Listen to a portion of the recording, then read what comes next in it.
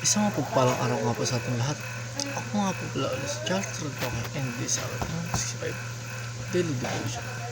So ngayong araw nga po ay tatalakayin tayo about sa Abraham. And ang topic po natin ngayong araw ay about sa Are you tired of waiting?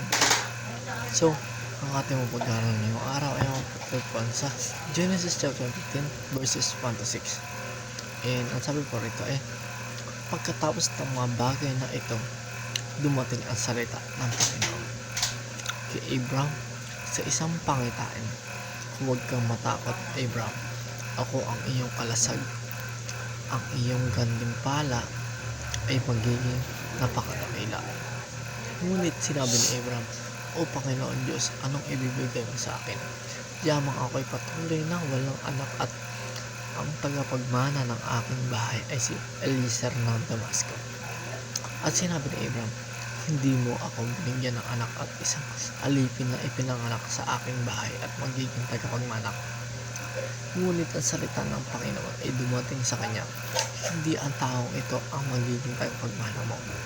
Ang iyong sariling anak ang magiging tagapagmana mo. Siya ay dinala niya sa labas at sinabi, tumingala ka ngayon sa langit at iyong bilangin ang mga bituin. Kung may bilang mo, at sinabi sa kanya, magiging ganyan ang iyong binhi. Sumampalataya siya sa Panginoon at ito ay binilang na katuwiran sa kanya. So, ang unang katuruan pa natin ngayong araw ay people's plan is smaller, short-term, and temporal.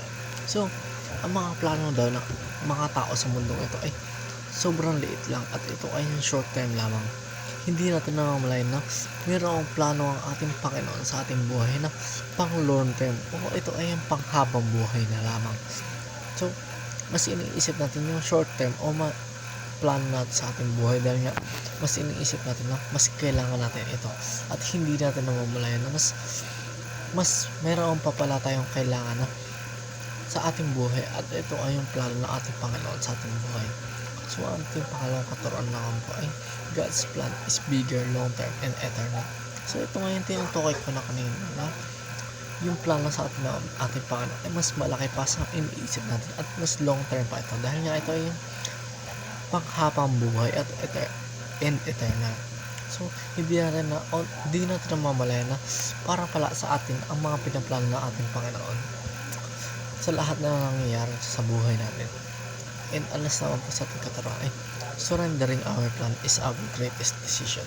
So, ang decision daw natin sa ating buhay ay yung pagsusurrender natin sa ating Panginoon o yung sinasurrender natin ang ating plano sa ating buhay dahil nga dapat natin malaman na mas mayroong malaking plano at mas long term at panghabang buhay na plano ang ating Panginoon sa ating buhay at wala na iba pa kundi ang ating Panginoon o ang ating Diyos lamang ay iniisip tayong mga tao o tayong mga nilikha niya.